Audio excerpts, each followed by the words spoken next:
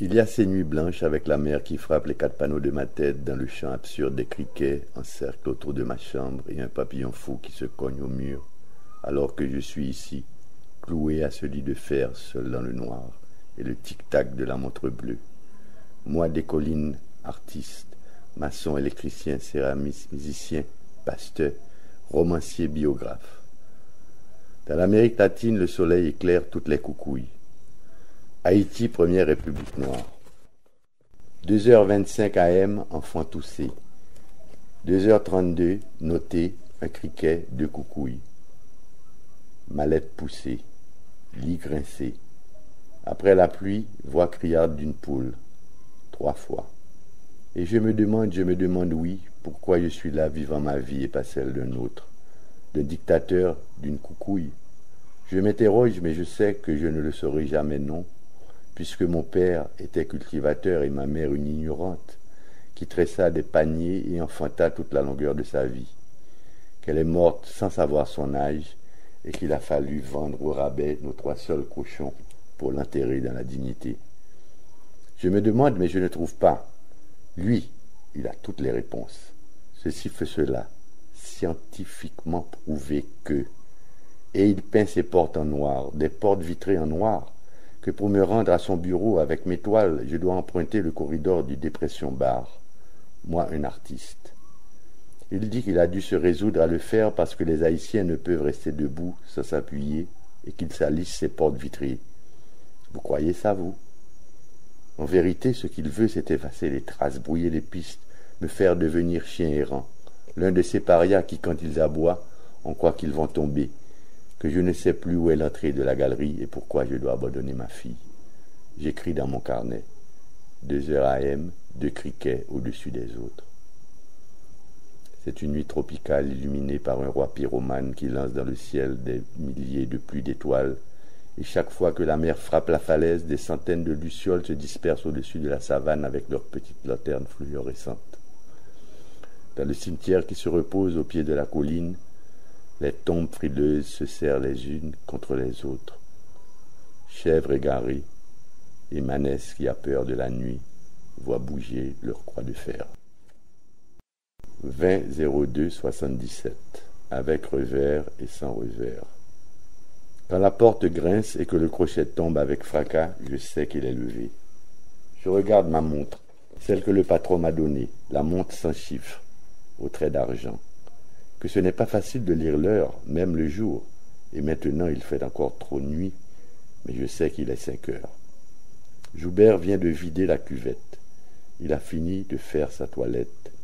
Il se racle la gorge, crache 3 fois. « Bravo, Manès, maintenant tu as l'heure, sans demander à personne, a-t-il dit.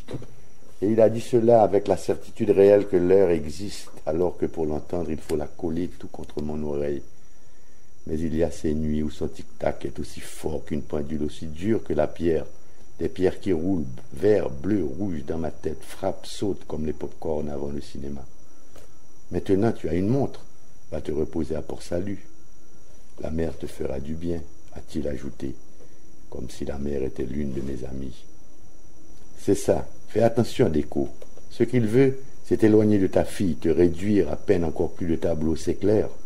Depuis qu'il a peint ses portes en noir, la petite tousse toutes les nuits, il dit « C'est de l'asthme, ça passera avec l'âge, ta femme s'occupera de Nirva. » Mais moi je sais bien qu'elle négligera l'enfant. Trop busy la Rosemène avec son conseil de paroisse catholique apostolique romain que dès le matin, ses frères et sœurs se réunissent en cercle sur ma galerie, chantent des cantiques, récitent des prières, mangent mon pain, boivent mon café, si tant bon, si tant bien, que compère Louinès m'a demandé, tant pris souple, intimement bas, et de la gelée de goyave pour étendre sur mes biscuits, qu'ils vont finir par coucher sur ma galerie, m'empêcher de vivre. Ils reviennent le soir fatiguer les fauteuils, et Rosemène distribue les encore, et la petite se met à tousser. Quand je pense à cette bigote de Madame Prosper qui a eu l'audace de me dire en joignant les mains, « Vous savez, boss Manès, je prie afin que le Seigneur vous guide sur le chemin matrimonial. » Rosemène ne peut plus vivre dans le péché, et fermant les yeux, mon père veut vous parler. Allez le voir, mon fils. Il est bon, il est grand, il est miséricorde. Et elle a sorti de son sac un petit chat qu'elle a posé d'autorité sur mes genoux. Pour la petite, a-t-il dit, et elle m'a fixé de ses yeux vicieux. Un chat noir, bon Dieu, comme la robe du curé. Tu vois, patron, j'ai fini par comprendre. Ils veulent m'enfermer dans un triangle. Joubert a enfilé ses bottes de caoutchouc. Il met son chapeau de latanier. J'entends la porte repousser et ses longs pas qui s'éloignent au pâturage changer ses bêtes de place. Madame Bonnel va ouvrir la boutique et il fera ses jours pour que je voie qu'il est 6 heures à la montre bleue. Aujourd'hui, je dois achever la partie de domino car c'est le jour du Saint-Dominique et il faut que j'envoie ce tableau au patron. Certain. À Carpentier, c'est le marché. Les habitants descendent des Mornes, Beaulieu, Buteau, Maccabée, d'Ampalmis, en procession de paniers, mules, bourriques, petits chevaux chargés de vétiver, de paille, de citron et de vivres. Une petite demoiselle portant 3 œufs glisse sur ses pieds nus, cierge noire, suivie de sa maman qui tète sa pipe dans l'ombre de 5 feuilles de latanier vissées sur sa tête, fumant comme une cuisine heureuse. Tiré par un deux-moitiés, un cochon strident se regimbe, refuse d'avancer, s'assoit. « Cochon l'esprit !» dit le petit garçon, à moitié nu. Et il lui flanque un seul coup de bâton, et il rit. Un marchand de chapeaux qui s'amène avec sa tour d'osier trébuche. 23 têtes roulent dans la rivière, se tirent au fil de l'eau, et il reste là, décapité au milieu du sentier, tandis qu'un vieillot sur son cheval pressé piaffe, salue, cherche un vide dans lequel il s'engouffre.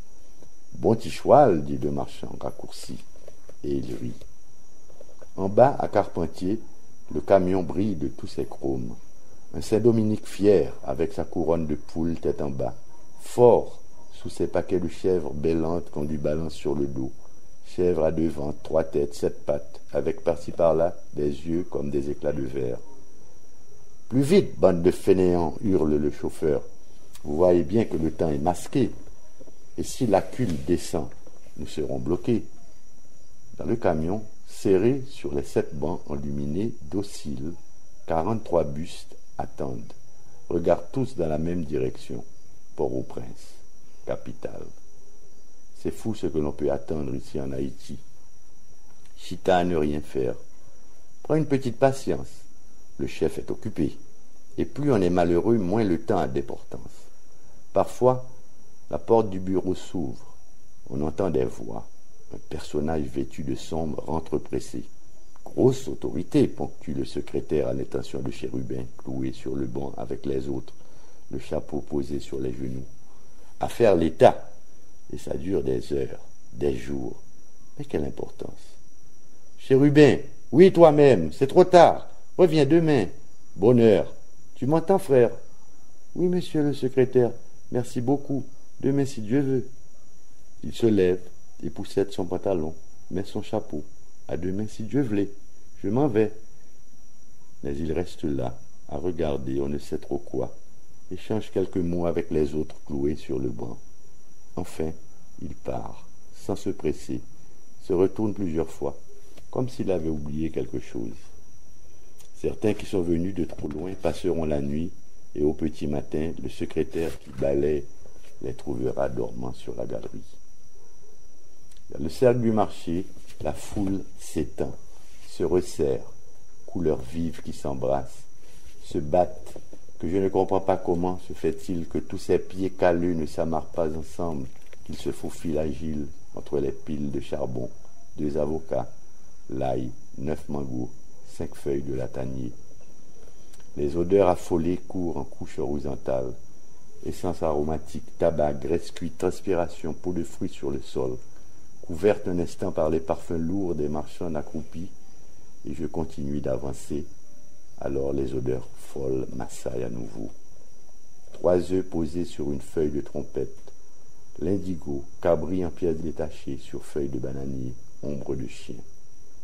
Sous une tonnelle pendue à des fils, des machettes, des rigoises, des cahiers et 2 transistors qui se répondent. RDC, Radiodiffusion Cayenne, fête son 5e anniversaire et nous faisons appel aux plus gros mangeurs de la presqu'île du Sud. Que ceux qui savent manger s'inscrivent au bureau de la RL, Radio Lumière, d'obédience religieuse baptiste, La population est avisée qu'il n'y a pas de clinique demain à Gautier. Enfant de Gautier, le docteur ne pourra pas venir demain.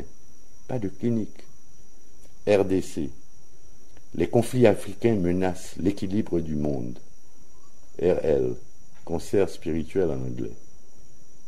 Un mendiant, des barres de savon comme des pyramides d'Égypte, un bœuf arrêté et le vide qui se fait au passage du préposé des contributions distribuant ses tickets dans l'opprobre général. Taxe de marché, 0,20, 0,50, une gourde. Protestation vite ravalée à la vue de ses suiveurs en lunettes noires. Sur le sol, un fer à repasser tel un bateau en réduction. Que plume ne grouille et plume ne grouille. Alignés contre la rivière, les étals, ici on repasse les chevaux.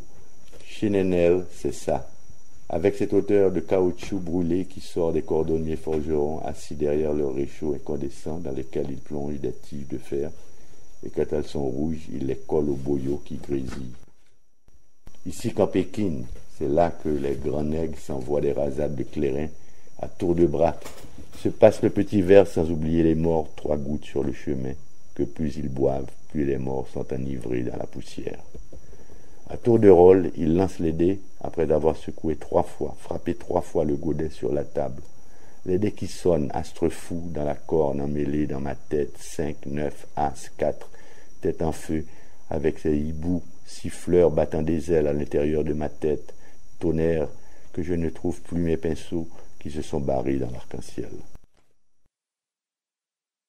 Quand j'arrivai à Pointe-Sable, 2 jours plus tard, je me rendis immédiatement chez Joubert.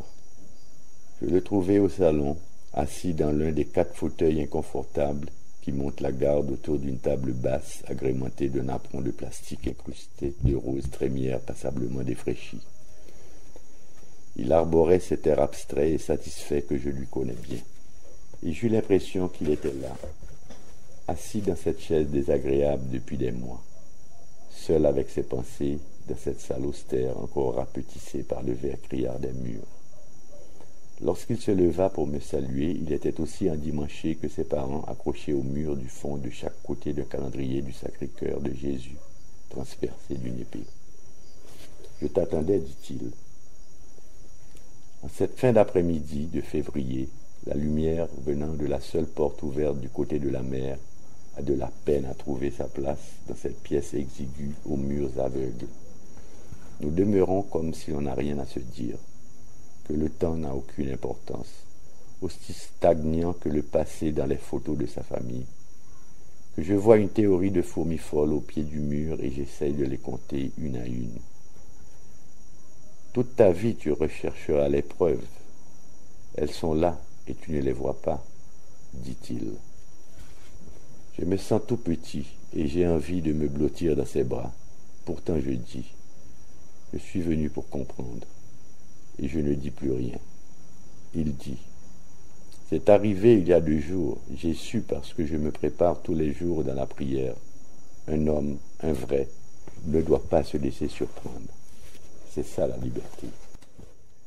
Madame Bonnel est rentrée avec 2 verres de citronnade qu'elle dépose avec précaution entre les roses et elle s'en va, que tout cela est aussi naturel que ce qu'il vient de dire.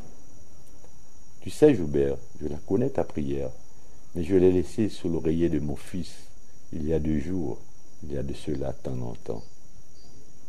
Et nous restons là à ne rien dire, inconfortables dans les chuchotements venus de la boutique, seuls au milieu des voix non identifiables de nos morts. Joubert allume une splendide, aspire une longue bouffée, repousse lentement la fumée en levant la tête, que j'ai un mal fou à la suivre dans la lumière diffuse du jour évanescent. Enfin, il dit, Manès lui aussi a payé pour avoir résisté au mystère.